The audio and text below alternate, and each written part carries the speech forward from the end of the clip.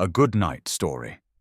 In the year 772, beneath the grey skies of northern Germany, a wooden pillar stood taller than any cathedral, the Irminsul, the axis of the Saxon world, connecting earth to heaven and the realm of the gods. Around it, in the sacred groves and hill forts of Saxony, a people lived who knew no king, paid no tithes, and bowed to no distant emperor. But from the west, the drums of Christendom were beating, and a Frankish king named Charlemagne, was coming with fire and iron to remake the world. Our GoodKnight, clad in silver armor, stood in the shield wall with his kinsman, a sax blade at his side and the old gods in his heart, about to witness not a single battle, but a 33-year apocalypse, a war that would drown his people in blood, burn their sacred places to ash, and force them to kneel before a new god or die. This is the story of the Saxon Wars. 18 campaigns, countless ambushes, the massacre of Verdun where 4,500 prisoners were beheaded in a single day, and the slow, grinding destruction of an entire way of life. Subscribe to the GoodKnight Stories for more immersive journeys through history's most brutal conflicts, where our immortal knight walks beside you through the smoke and sorrow of the past. Comment below which ancient struggle you'd like the GoodKnight to witness next.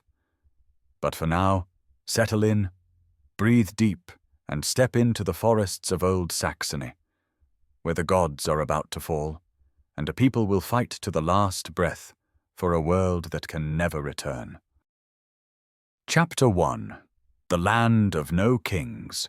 The GoodKnight stood at the edge of the forest, watching the mist rise from the Weser River like the breath of sleeping giants. The year was 772, and the world he knew was about to end, though he did not yet know it. He was a Saxon. Not a subject, not a serf, but a free warrior of the Frilingi caste, a man who answered to no king because his people had none. The Saxons were not a nation in the way the Franks understood nations. They were a confederation of tribes, Westphalians, Angrarians, Eastphalians, and the distant Nordalbingians beyond the Elbe, bound together by blood, custom, and the gods they worshipped in the open air. The GoodKnight's armor was not the gleaming mail of the Frankish nobility. It was leather and wool, reinforced with iron rings scavenged from old battles.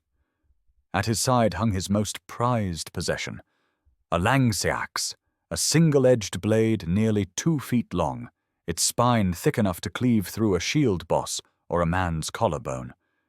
The sax was more than a weapon. It was the soul of his people, the blade that gave them their name. Sarsnotas, the people of the knife. He had been born in a long house near the Eresburg, a great hill fort that crowned the heights above the Diemel River. The Eresburg was more than a fortress.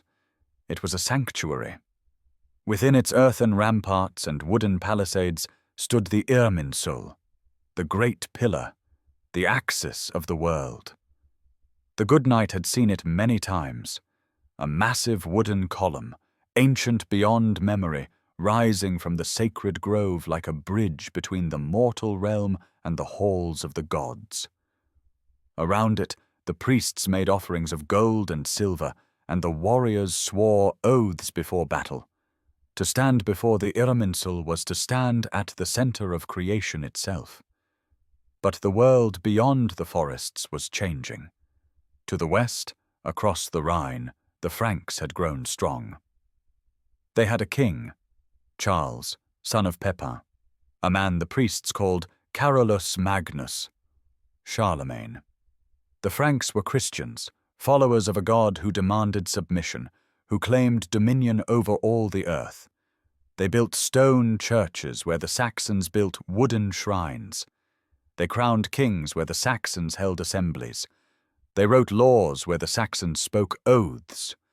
For generations, the border between the Saxons and the Franks had been a place of friction, raids and counter-raids, cattle stolen, villages burned, blood feuds that stretched back to the time of grandfathers' grandfathers.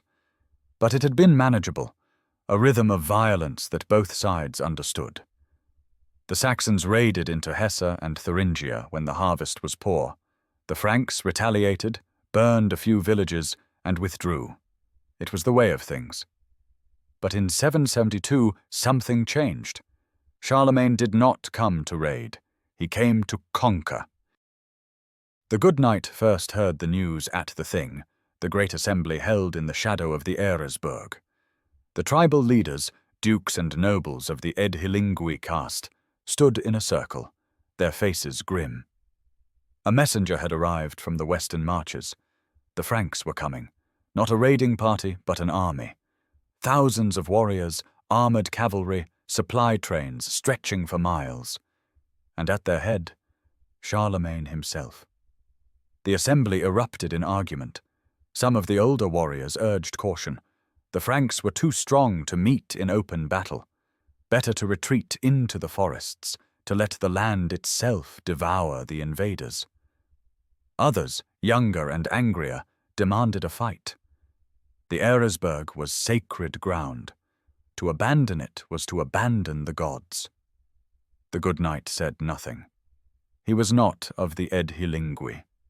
His voice did not carry weight in the Thing, but he listened, and he watched, and he felt the cold certainty settling into his bones.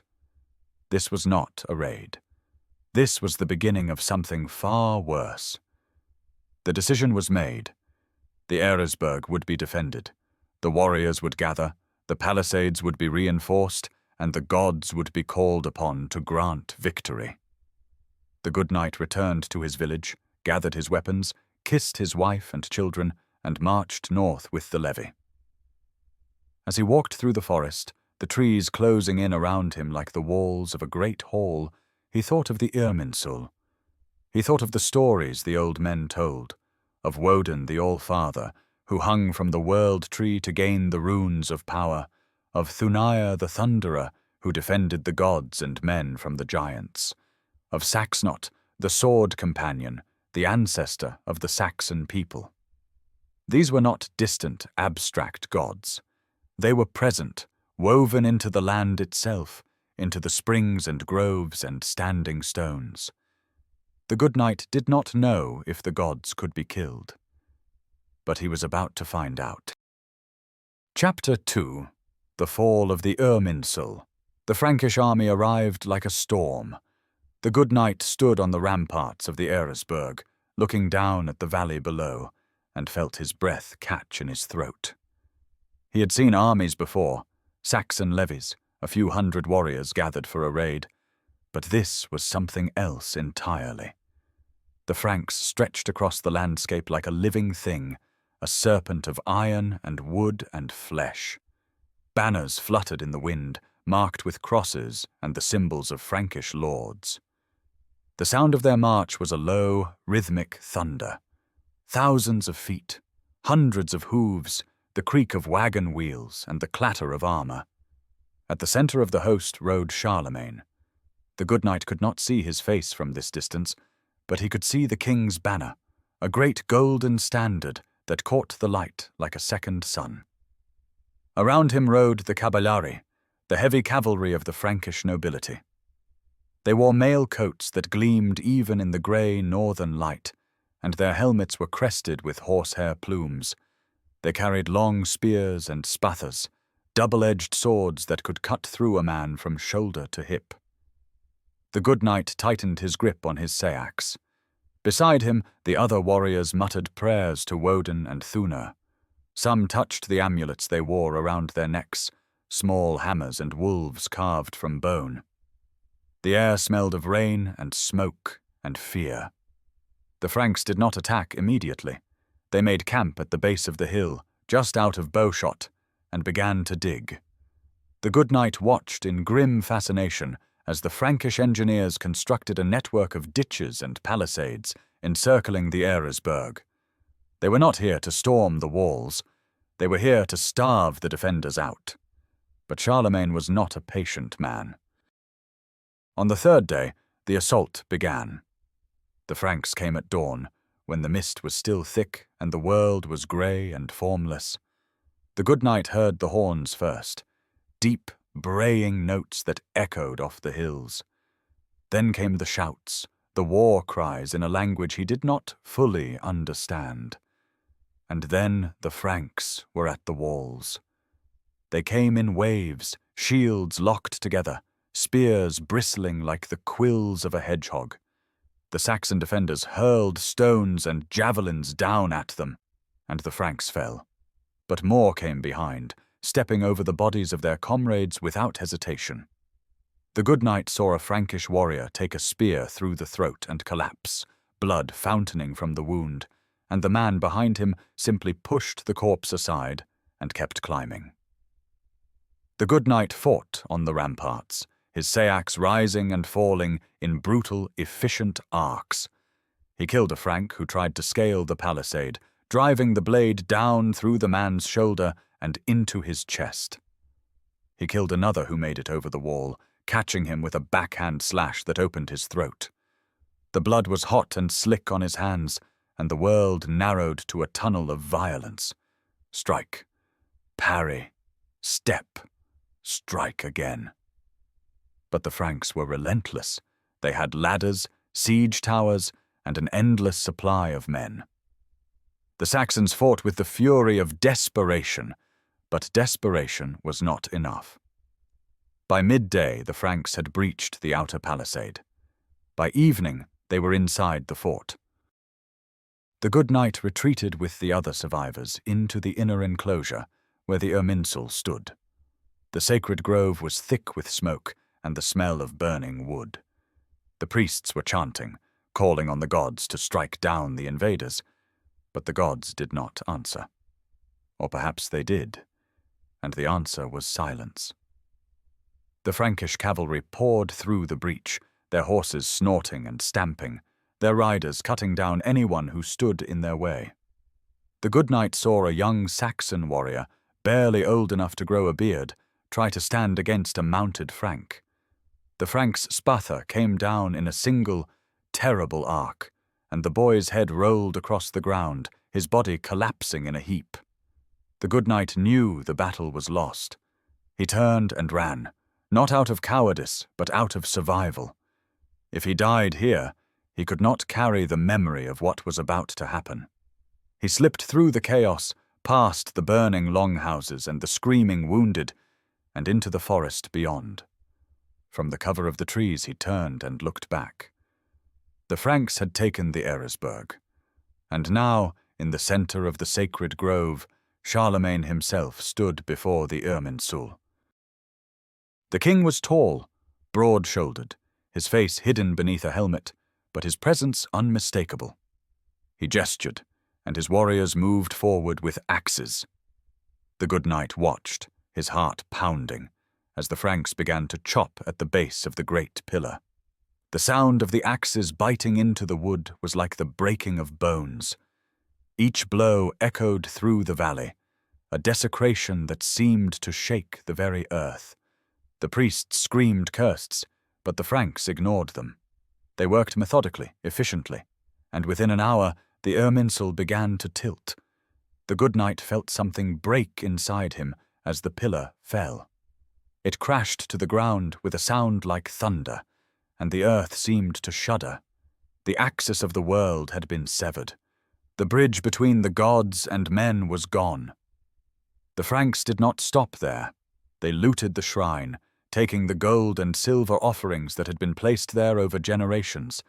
They burned the sacred grove, the flames leaping high into the sky, turning the night into a hellish orange glow.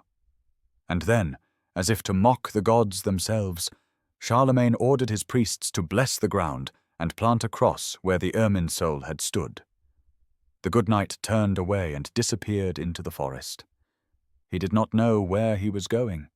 He only knew that the world he had known was gone, and in its place was something dark and terrible.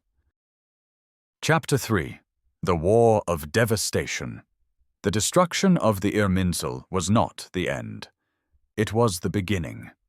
For the next 5 years, Charlemagne waged a war of annihilation against the Saxons. It was not a war of conquest in the traditional sense. It was a war of erasure. The Franks did not simply want to defeat the Saxons. They wanted to remake them, to strip away their identity and replace it with something new. The GoodKnight became a ghost in his own land. He moved from village to village, from forest to marsh, always one step ahead of the Frankish patrols. He fought when he could, ambushing supply trains and isolated detachments, but mostly he survived. He watched as the Franks burned the Saxon villages, as they cut down the sacred groves, as they built churches on the sites of the old shrines. In 775, Charlemagne returned with an even larger army. This time, he divided his forces, sending one column into Westphalia and another into Eastphalia. The strategy was simple: scour the land, destroy the resistance, and force the survivors to submit. The GoodKnight was in Eastphalia when the Franks arrived. He had joined a warband led by a duke named Hesse, a grizzled veteran who still believed the Saxons could win. They made their stand at the Oker River, a shallow, fast-moving stream that marked the boundary between Eastphalia and the Frankish-controlled territories. The battle was brief and brutal. The Saxons formed a shield wall on the riverbank, their spears leveled at the advancing Franks. The GoodKnight stood in the second rank, his sayax ready, his heart pounding. He could see the Frankish cavalry massing on the opposite bank, their armor glinting in the sun. The charge came like a hammer blow. The Frankish horses plunged into the river, their riders leaning forward with lances extended. The Saxon shield wall held for a moment, just a moment, and then it shattered. The GoodKnight saw the man in front of him take a lance through the chest, the force of the blow lifting him off his feet and hurling him backward. The GoodKnight stepped into the gap, swinging his sayax at the nearest horseman. The blade caught the Frank's leg, cutting through the mail and into the flesh beneath. The rider screamed and fell, and the GoodKnight finished him with a thrust to the throat. But there were too many. The Franks poured across the river, their cavalry smashing through the Saxon lines, their infantry following close behind.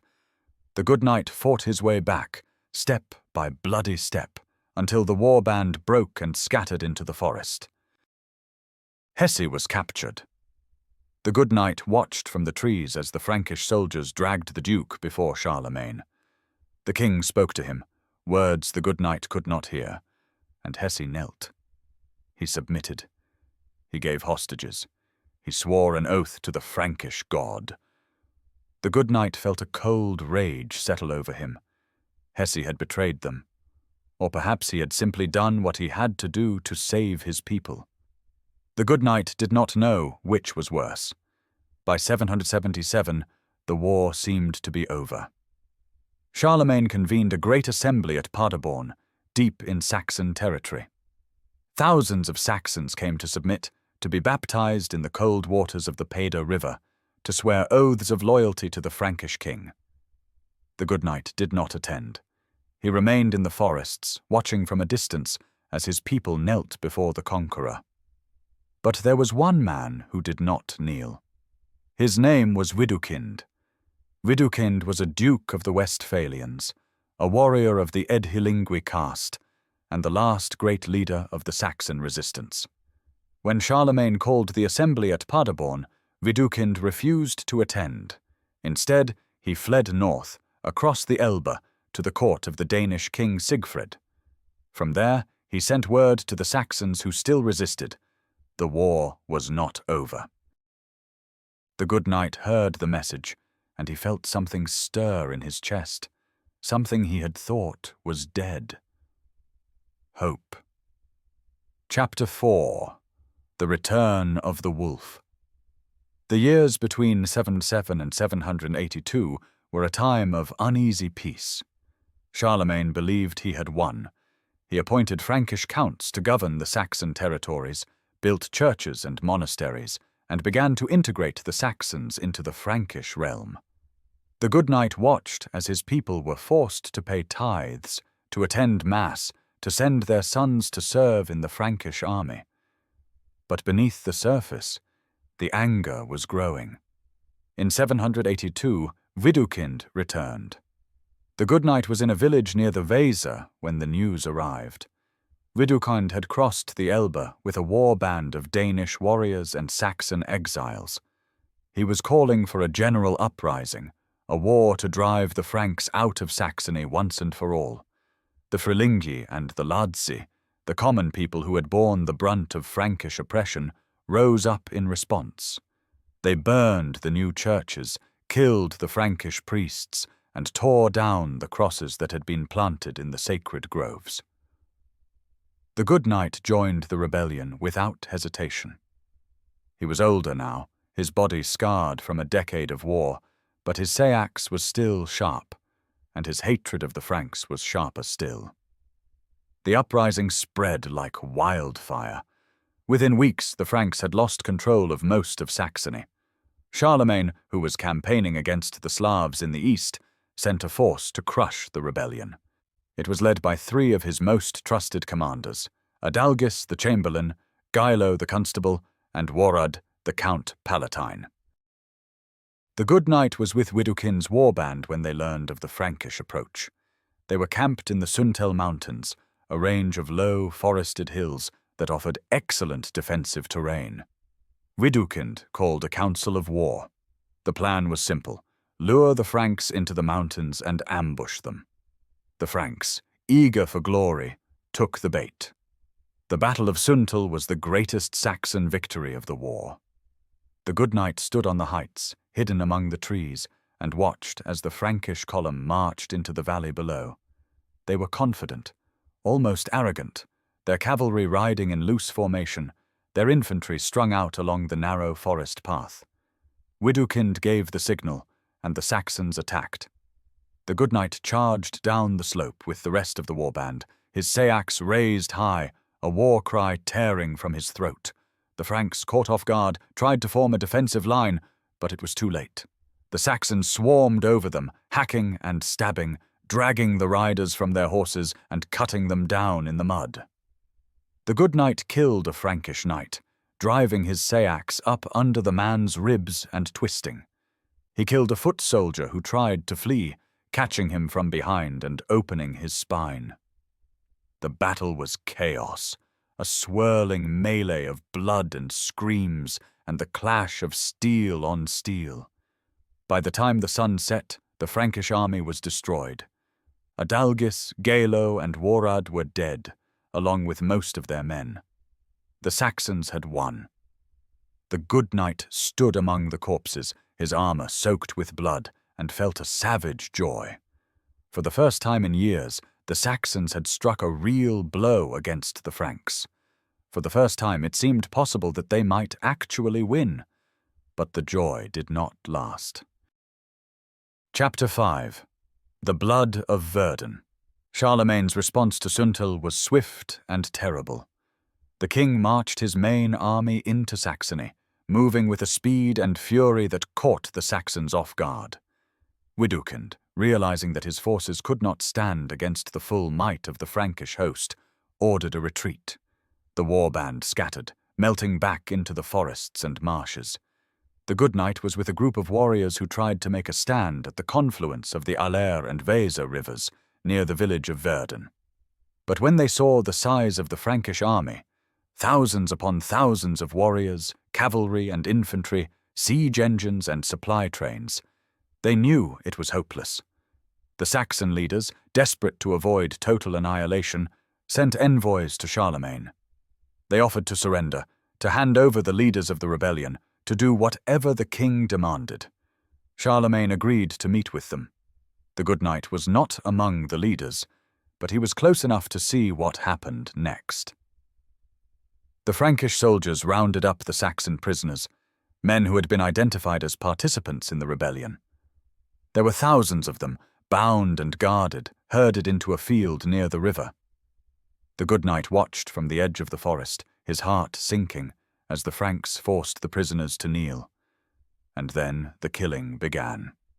It was not a battle. It was an execution. The Frankish soldiers moved down the lines of kneeling Saxons, their swords rising and falling in a steady mechanical rhythm. The prisoners did not resist. Some prayed to the old gods. Some prayed to the new one. Most simply closed their eyes and waited for the blade. The GoodKnight watched as 4,500 men were beheaded. He watched as the Aller River turned red with blood. He watched as the bodies were piled in heaps and left to rot in the sun. He did not move. He could not move. He stood frozen, his mind unable to comprehend the scale of the slaughter. This was not war. This was something else, something darker, something that had no name. When it was over, Charlemagne issued a new law, the Capitulatio de Partibus Saxoniae. The GoodKnight heard the terms from a survivor who had escaped the massacre. The law was simple and absolute. Any Saxon who refused baptism would be executed. Any Saxon who ate meat during Lent would be executed. Any Saxon who cremated their dead, the traditional Saxon rite, would be executed. Any Saxon who worshipped the old gods would be executed. The message was clear. The Saxons could submit, or they could die. There was no third option. The GoodKnight turned and walked deeper into the forest. He did not know where he was going. He only knew that he could not stop. If he stopped, he would have to think about what he had seen, and if he thought about it, he would go mad. Chapter 6. The War of Revenge. The massacre of Verdun did not break the Saxon resistance. It ignited it. The years 783 to 785 became known as the War of Revenge. The Saxons fought with a fury born of desperation and grief. They knew they could not win, but they fought anyway, because the alternative was to kneel before the man who had drowned their people in blood. The GoodKnight fought in every battle he could reach. He was no longer fighting for victory. He was fighting for vengeance, for the memory of the men who had died at Verdun, for the gods who had been cast down and forgotten. The battles blurred together. There was a fight at Detmold, where the Saxons held a ridge against a Frankish assault and inflicted heavy casualties before being forced to retreat. There was a battle on the Hayes River, where the GoodKnight stood in the shield wall for hours, his seax rising and falling until his arm was numb and his vision was blurred with exhaustion. But the Franks kept coming. Charlemagne waged a winter campaign, something almost unheard of in this era, denying the Saxons the seasonal respite they had always relied on. The Frankish supply lines, supported by river barges and fortified depots, allowed them to sustain operations even in the coldest months. The Saxons, who depended on foraging and local support, began to starve. By 785, the resistance was collapsing.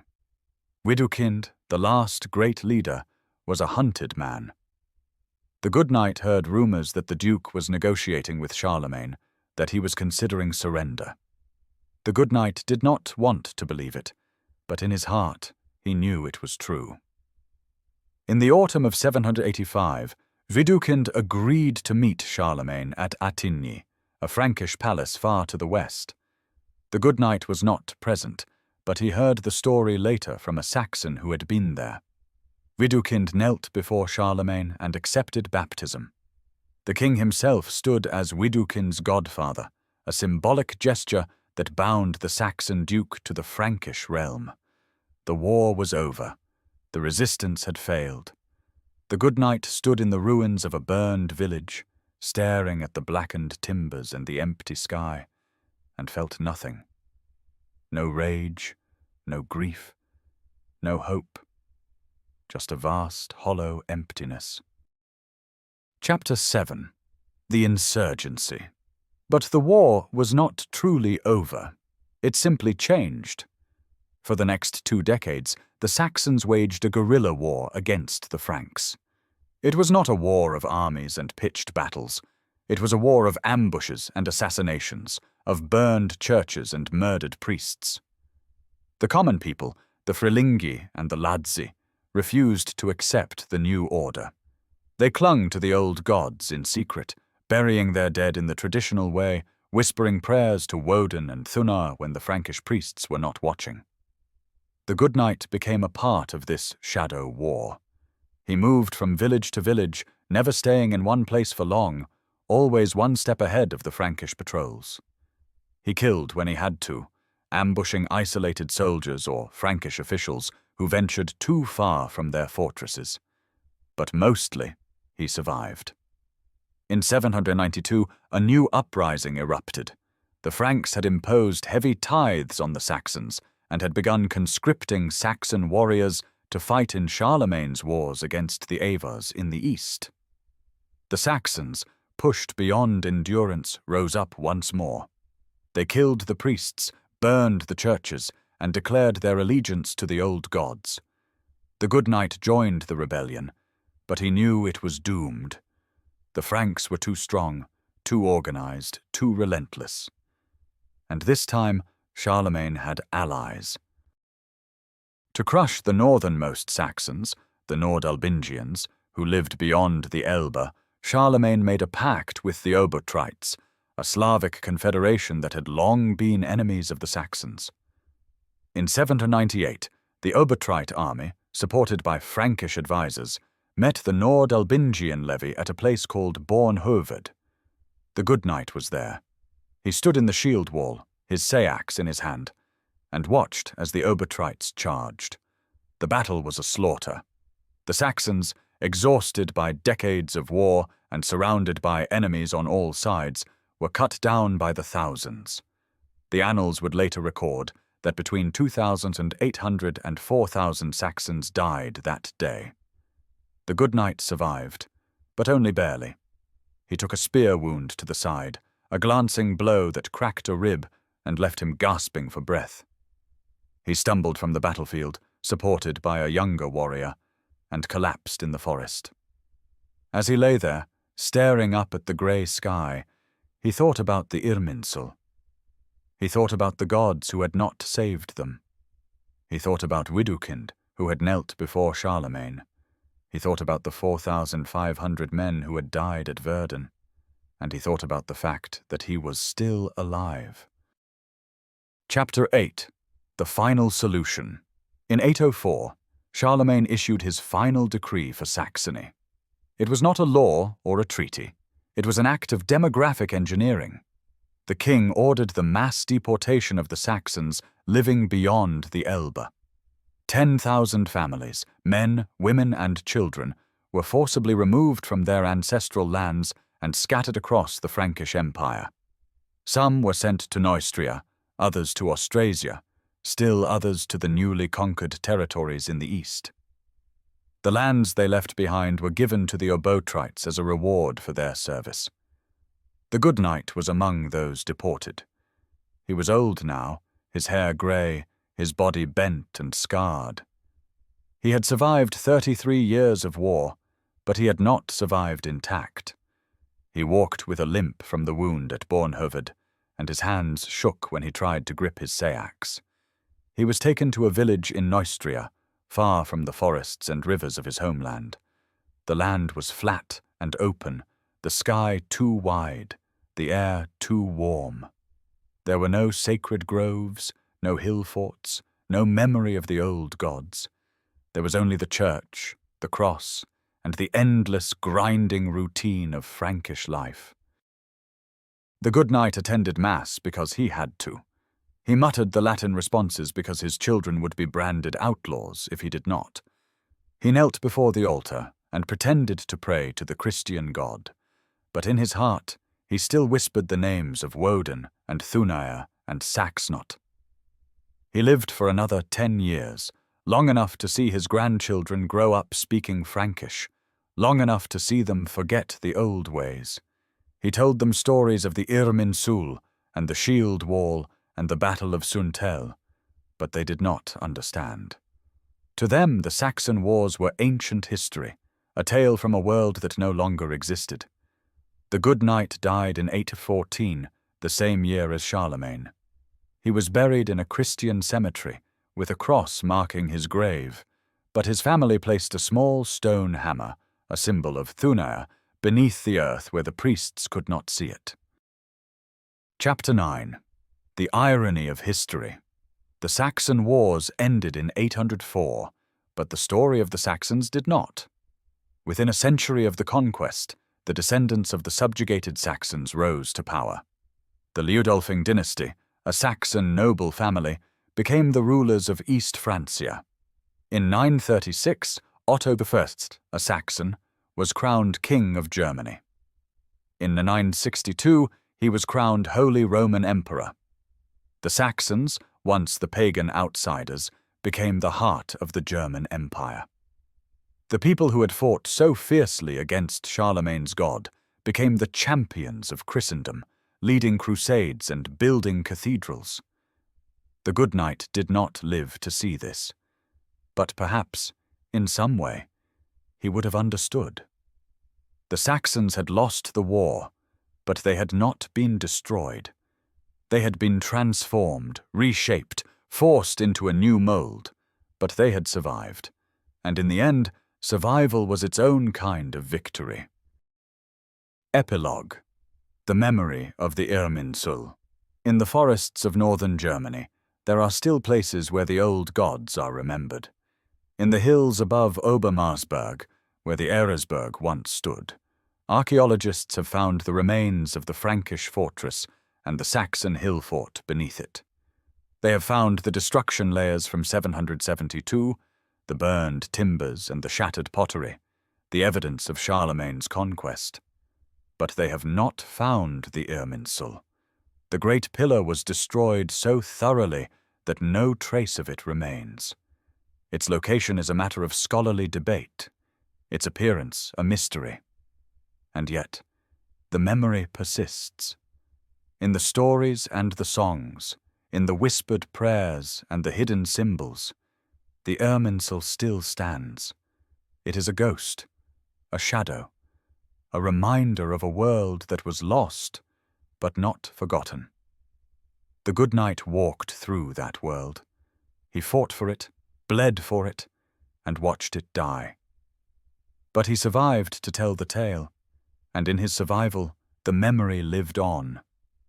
The Saxon Wars were a tragedy, a brutal exercise in empire building that destroyed an entire way of life. But they were also a testament to the resilience of the human spirit, to the refusal to be erased, to the stubborn insistence that even in defeat, there is meaning. The good knight stood in the shield wall at Suntal and felt the joy of victory. He stood on the banks of the Aller and felt the horror of massacre. He stood in the ruins of the Eresberg and felt the emptiness of loss. And in the end, he stood in a foreign land, far from home, and felt the quiet, bitter satisfaction of survival. The gods fell. The Irminsul was destroyed. The Saxons were conquered. But the good knight lived.